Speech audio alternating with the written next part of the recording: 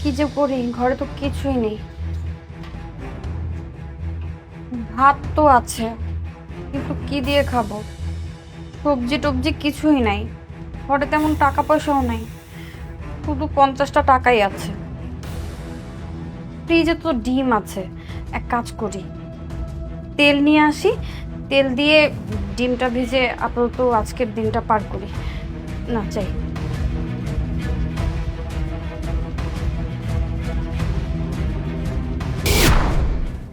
আরে ভাইয়া ভাবি, তোমরা কেমন আছো? তোমরা? হ্যাঁ, আমরা ভালো আছি। তুই কেমন আছিস? আমিও ভালো আছি। তোমরা হঠাৎ করে আসলা, কোনো খবরও দিলা না। আর বলিস না, এসেছিলাম গুলশানে একটা কাজে। ওখানে কাজ শেষ হওয়ার পর এই পাশেই আরেকটা কাজ ছিল। এখানে আসার পর দেখি কাজটা ক্যান্সেল হয়ে গিয়েছে। তাই ভাবলাম তোর সাথে দেখা করে যাই, এই জন্য চলে আসলাম আর কি। খুব ভালো করেছো। আচ্ছা ঠিক আছে, এখন ভিতরে আসো। হ্যাঁ ঠিক আছে, কিন্তু তুই কোথায় যাচ্ছিলি? আমি আমি একটু নিচে দোকানে যাচ্ছিলাম। মানে দোকানে যাওয়াটা কি ইম্পর্টেন্ট? এখন আর যাওয়া দরকার নেই, চল ভিতরে বসি, পরে যাস। আচ্ছা তোমরা ভিতরে এসে বসো, আমি যাবো আর আসবো। ঠিক আছে, চল।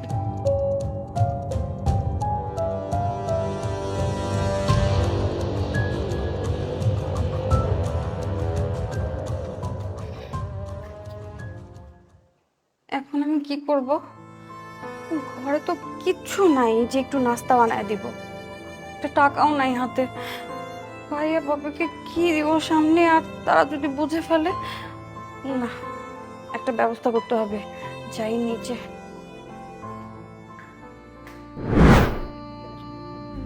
শরীফ ভাই, একটা কথা ছিল। কি কথা আপামনি কন? কিছু লাগবো? আমি আইনে দেবো। না ভাই, কিছু আনতে হইব না। আহ, ভাই, কিভাবে যে কথাটা বলি, আমার অনেক লজ্জা লাগতেছে। আরে আপামনি, আপনি এমন করে কইতেছেন কেন? আপনার যদি কিছু দরকার হয় আমারে কন, কোনো সমস্যা নাই।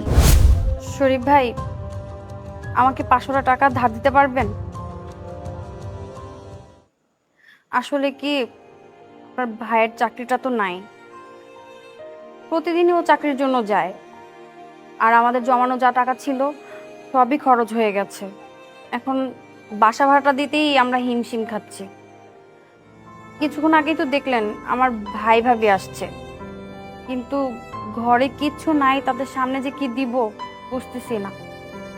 এর জন্যই আর কি আপনার কাছে বলছি, যদি 500 টাকা দিতেন অন্তত তাদেরকে একটু আপ্যায়ন করে দিতাম। আপামনি, কি কমু লজ্জার কথা। ভাইজান এখন চাকরিটা নাই, আপনাদের খুব কষ্টে দিন পার করতেছেন। কিন্তু আমিও তো সামান্য একজন দারোয়ান, কয় টাকা বা বেতন পাই কন? যেই কয় টাকা পাই, বেতন পাওয়ার সাথে সাথেই দেশে বাড়িতে পাঠাই দেই। অল্প কিছু টাকা রাখি খাইতে। মাসের তো এখনো 10টা দিন বাকি আছে।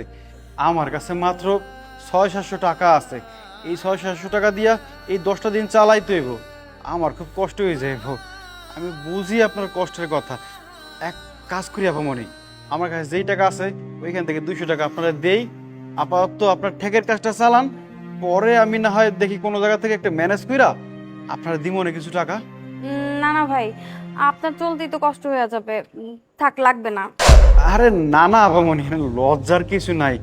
আমার একটু কষ্ট হইলেও আপনি এখন 200 টাকা নিয়ে একটু ঠেকের কাজটা চালান না, তারপর না হয় আমি একটা ব্যবস্থা করতে পারলে দিমনে। আপনি আবার ভাইজানে চাকরি হইলে আমার ফিরেই দিয়েন। দাঁড়ান, আমি দিতেছি।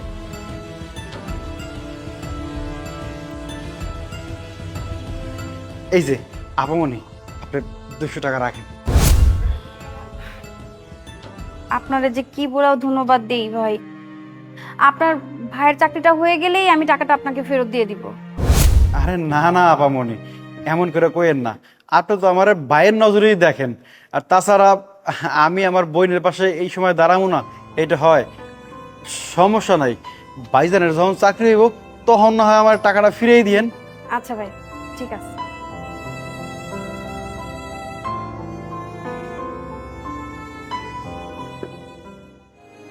আরে মানুষের জীবন রে, কত সুন্দর জীবন পার করছে, আর এখন স্যারের চাকরিটা নাই, কি কষ্ট হইতেছে। আল্লাহ, তুমি স্যারের ভালো একটা চাকরি দিয়ে দাও।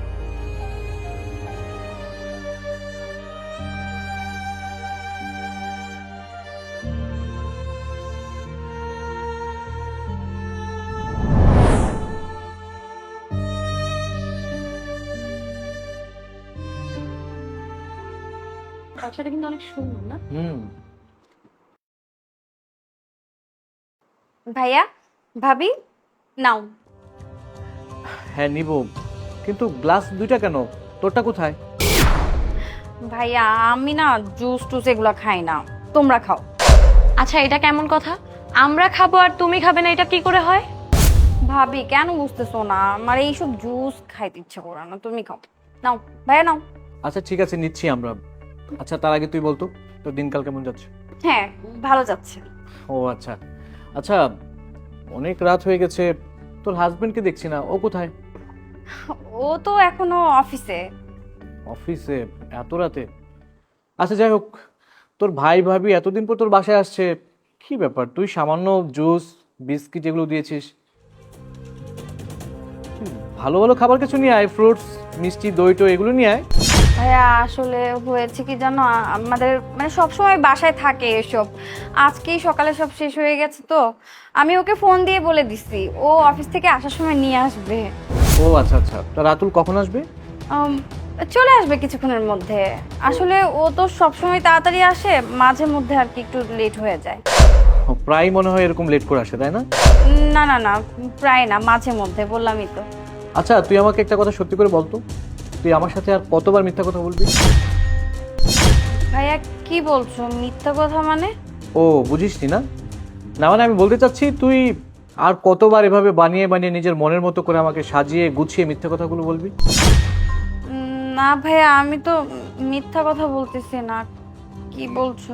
মিথ্যা কথা বলছিস না? তোর কি মনে হয় আমি কোনো কিছু বুঝতে পারিনি? আমি তোর ভাই না? আচ্ছা আমি তোর চেহারাটা দেখে কিন্তু বুঝতে পারছি যে তুই আমার সাথে কিভাবে মিথ্যে কথা বলেই যাচ্ছিস। তুই আমাকে একটা কথা সত্যি করে বল, তুই কেন আমাকে পর করে দিচ্ছিস? কি বলছো এসব ভাইয়া? আমি তোমাকে কই পর করে দিলাম? হ্যাঁ তুই তো পর করেই দিয়েছিস। তুই যদি আমাকে পর না করতি তাহলে তোর আজকে এই অবস্থা, তুই আমাকে বলতে পারতি। তোর হাজবেন্ডের চাকরি নেই, তোর বাসায় কোনো খাবার নেই, টাকা নেই, কোনো বাজার সদাই নেই। তোর ভাই কি মরে গেছে? একটা বারের জন্য তুই বলার চেষ্টা করলি না আমাকে? ভাইয়া আমি শুধু শুধু তোমাদেরকে পেরেশানি করতে চাইনি। তোমাদের জামাইয়ের চাকরি তো হয়ে যাবে, শুধু শুধু তোমাদেরকে বলবো তোমরা টেনশন করবা, এটা ভেবেই আমি বলিনি আসলে। তাই না? তুই জানিস না তোর ভাইয়ের অবস্থান এখন অনেক ভালো, আর আল্লাহর রহমতে আমার তো প্রত্যেক মাসে ভালো ইনকাম হয়। তুই কাজ কর, এই টাকাগুলো রাখ নে। ভাইয়া এত টাকা? না না, এত টাকা আমি নিতে পারবো না।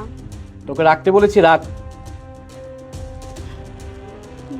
ভাইয়া এতগুলো টাকা আমি কিভাবে শোধ করব বলো তো? আরে এটা নিয়ে তোর কোনো চিন্তা করতে হবে না। তোর হাজবেন্ডের যখন চাকরি হবে তখন তুই আমাকে টাকাটা ফিরিয়ে দিস। আর শোন, এই টাকাগুলো দিয়ে তুই এখন তোর সংসারটাকে সুন্দরভাবে চালিয়ে নে। তোর যদি আরো টাকার প্রয়োজন হয় তুই আমাকে বলবি, আমি দিব, কোনো সমস্যা নেই। এই সামান্য কটা টাকা যদি তুই আমাকে ফেরত না দিস তাতে আমার কিচ্ছু আসে যাবে না, ঠিক আছে? তাছাড়া সামনের মাসের 15 তারিখ কিন্তু তোর বার্থডে। এই টাকাটা ফেরত না দিতে পারলেও ওই বার্থডেতে আমি তোকে এটা গিফট হিসেবে দিয়ে দিলাম, ঠিক আছে? তুই এখন দারোয়ানকে ডেকে টাকা দিয়ে বাজার করাবি। আজকে রাতে তোর ভাবি আর আমি তোর বাসায় থাকছি।